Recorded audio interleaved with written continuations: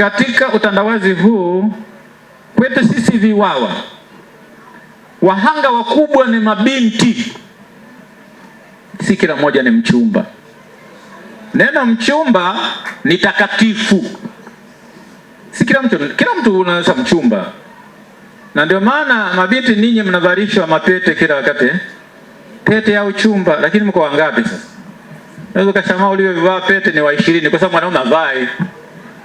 Mambo ya kuiga tu, lakini unaposema mchumba wangu, unamfahamu na unaweza mila yake, unaweza imani yake, unaweza tabia yake. Si kwa sababu ya tamaa ya pesa, si kwa sababu ya tamaa ya kwamba ningependa niwe na iPhone Pro Max 17.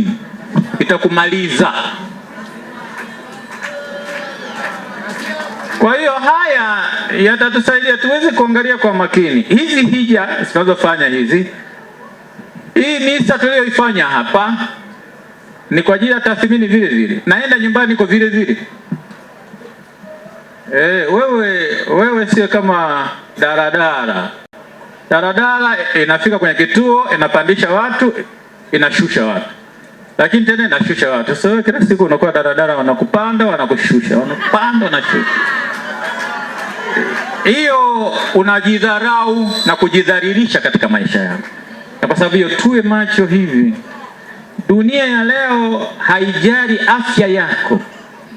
Kuna wengine wana ukimwi lakini wanataka wakupate wewe kwa pesa walizonazo. Na watakwambia nina ukimwi.